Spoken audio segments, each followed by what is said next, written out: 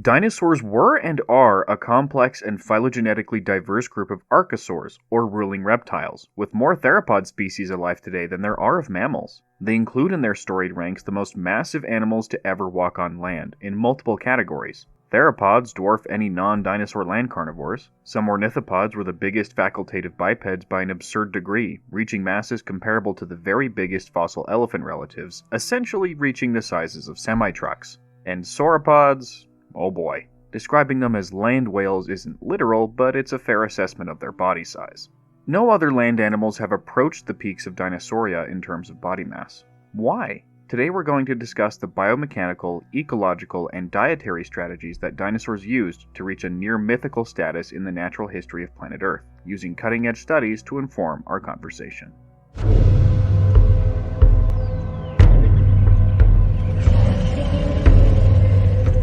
We should start by clarifying factors that don't appear to have significantly influenced dinosaur body size. I see a lot of people online claiming that higher oxygen levels or lower gravity during the Mesozoic were why dinosaurs got so big. Is that true? The claim that the Mesozoic experienced higher oxygen levels than today is actually quite controversial. Different types of oxygen content modeling over the last 20 years disagree with one another, with many indicating slightly lower oxygen than today.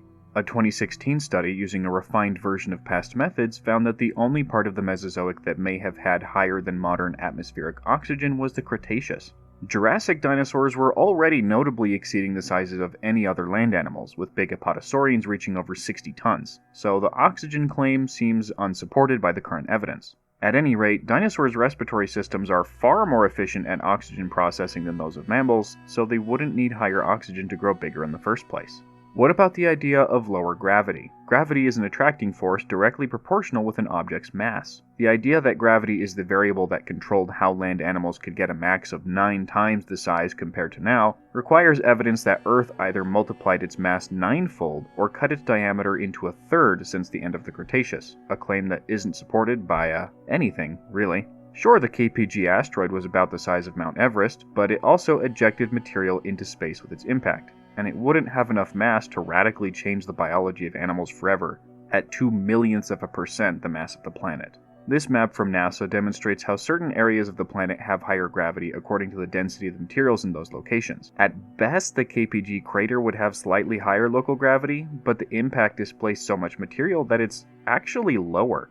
Bone microstructure also does not appear to answer the question, with a 2025 paper finding that even though there is a difference between dinosaur and mammal bones, with dinosaurs having a higher level of cortical or solid bone compared to mammals with more trabecular or spongy bone, those differences were best explained by phylogeny rather than body size. Is it metabolism and growth rate? How much energy an animal uses up during regular daily activity can potentially limit its growth, if the calories it consumes are used for movement and other behaviors instead of growth. Mammals and birds are famously endothermic, maintaining their body temperature through internal metabolic activity, and as such have extremely high energy demands. Perhaps that's what prevents them from reaching Mesozoic body sizes on land.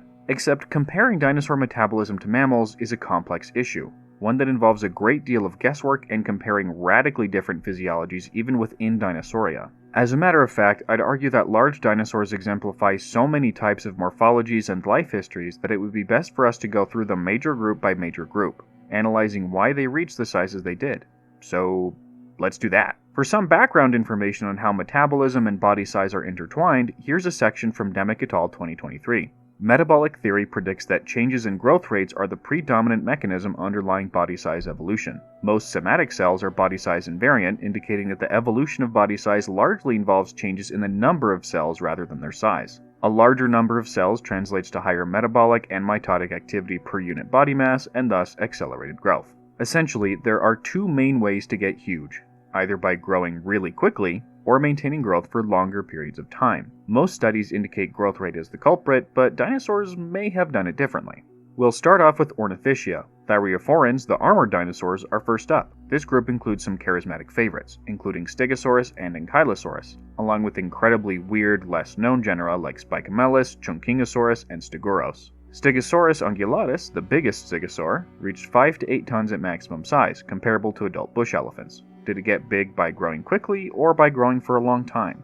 Stegosaurus is actually thought to have had quite a slow growth rate and was classified as an ectotherm in a 2022 study. That paper concluded that the common ancestor of all dinosaurs was endothermic, but some groups secondarily developed ectothermy. Stegosaurus grew slowly and steadily throughout its life, likely maintaining its body temperature through its body size and external environment. Its famous dorsal plates, a type of osteoderm, continued to grow after its main body had ceased, likely performing an important display function associated with maturity. But that slow and steady approach doesn't go for all stegosaurs. Kentrosaurus, a smaller, more basal relative, grew much more quickly. Dinosaurs leave lines of arrested growth, or lags, in their limb bones that record annual markers. The spaces between those markers in multiple specimens of Kentrosaurus were large, indicating a rapid growth rate, so we see the two extremes. Kentrosaurus became cow-sized extremely quickly, while Stegosaurus became elephant-sized extremely slowly. Why there was such a dramatic difference is a mystery, but seeing such variety already sets the tone for the rest of the video.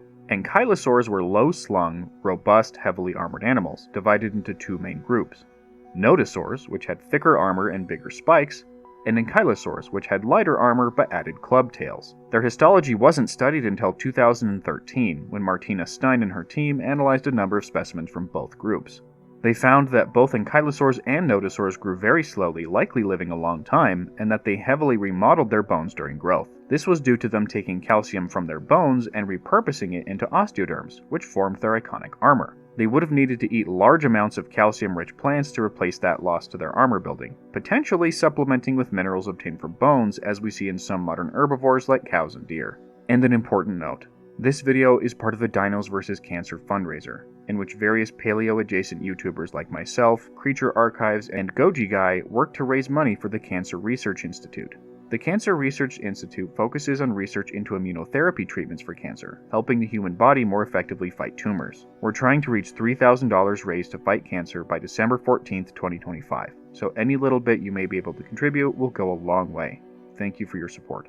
On to Sauropoda, which includes ornithopods like Edmontosaurus and marginocephalians like ceratopsians. Edmontosaurus, a huge herbivore that was 5 to 6 tons on average when fully grown and reached up to 13 tons with exceptional specimens, took the complete opposite approach of the thyreophorans we just covered.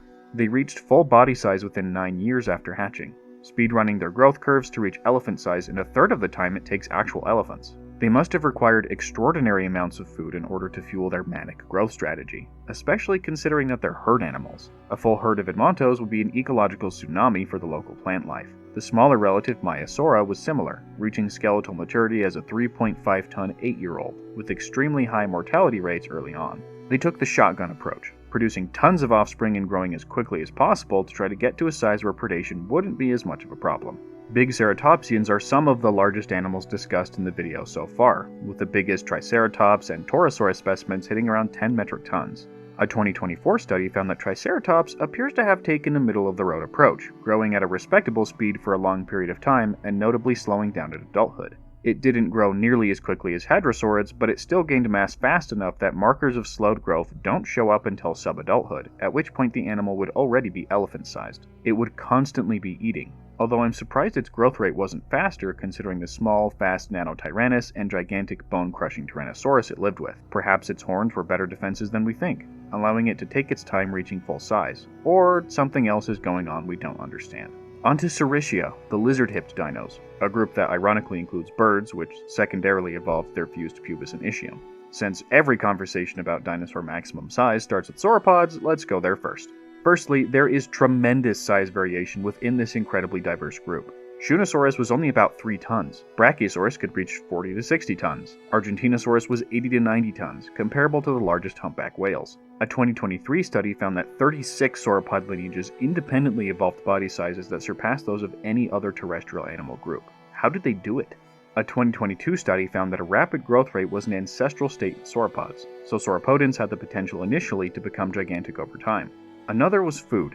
Specifically how they processed food. Early sauropod ancestors, like the sauropodomorph Plateosaurus, had a facultatively bipedal, almost theropod-like build, reflecting their common ancestry. They had small heads with fairly long necks, but hadn't developed extreme morphology yet. The idea is that sauropods were selected for longer necks with specialized vertebrae, enabling them to reach plants that other herbivores couldn't, which made having a small, lightweight head advantageous. Rather than weighing down their skulls with complex chewing apparatus to process leaves, their stomachs and guts became huge fermentation chambers. In order to cultivate the bacterial colonies that would break down plant matter, they needed a lot of space. This created a positive feedback loop of gigantism that resulted in sauropods surpassing the biggest elephants and rhinos by the Middle Jurassic, and they rarely looked back. However, growth rates, and the pressure to be big thanks to sharing environments with gigantic predators, also influenced their size. As paleontologist Michael Debunking puts it, sauropod gigantism has been explained by an evolutionary cascade of anatomical and physiological innovations facilitated by a nested array of historical prerequisites.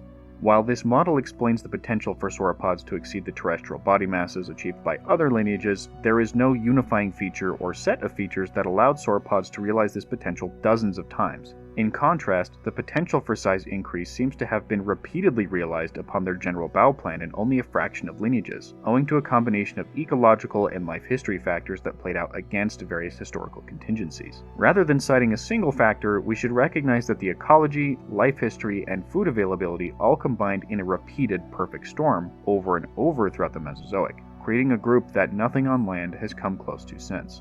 And what about theropods? Megatheropods include the biggest terrestrial carnivores known to science by a silly degree. The biggest mammalian land carnivores top out at around 1,000 kilograms with animals like Megastotherium. Sebecids get to 1,500 kilograms with Brachiosuchus. Rhysuchians, when you include fragmentary specimens, reach around 2 tons with Prestosuchus. That's juvenile territory for the bigger megatheropods. We've got Giganotosaurus at over 8 tons, Spinosaurus with a comparable ceiling, Zhusheng at 5 to 10, Tyrannosaurus at up to 12 or more. One factor is that there were simply bigger things to hunt back then, for the various reasons we've already discussed, although that only explains part of it. An average adult lion is 7.5% the mass of an average adult bush elephant, while Giganotosaurus was about 10% the size of the Candelaros monster that it lived with. Increased growth rates are another variable. Excluding Nanotyrannus from the growth curve, Tyrannosaurus proper seems to have still put on thousands of kilos a year in its teenage years, stopping meaningful growth in its early to mid-20s. Megacarchs like Meraxes took a different approach, maintaining steady growth over long periods of time, reaching 39 to 53 years old compared to old Rexes that died in their late 20s and early 30s.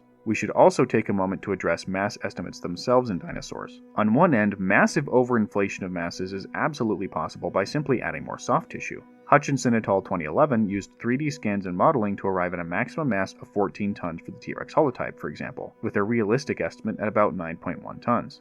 Parasitus colossus is an example of bad methods to arrive at ridiculous numbers, using a bizarre amalgamation of formulae based on different animals' bone density to get 85 to 340 tons for an animal that later papers cut down to 40 to 80 tons. On the other extreme, we see skeletal reconstructions only based on photographs and edited with presuppositions on ecology rather than anatomy. Unfortunately, some paleo workers reconstruct all of their animals with emaciated levels of soft tissue and unrealistic articulation. Certain workers, theropods for example, have stick-thin legs, and they artificially shove the gastralia up in a ventral concavity instead of in a smooth line, like how they articulate in living reptiles like crocodiles and tuatara. This results in masses that would only be possible for mummified animals, like 7.5 ton Sioux. On their sauropods, there's not even enough soft tissue to fit an esophagus or trachea, so good luck eating or drinking. Hopefully this video both answered your questions and raised new ones. Paleontology is an ever-evolving science with endless potential for discovery, and if it all goes well, this video will be outdated in a year. Please check out the Dinos vs. Cancer fundraiser organized by Creature Archives and subscribe for more videos like this one. If you enjoyed this analysis, you might also get a kick out of my video on the oldest sauropod ever found, or an in-depth specimen profile on Cope Rex. I'm the Vividen, and I'll see you the next time dinosaurs do anything cool. Wait, that's all the time, isn't it?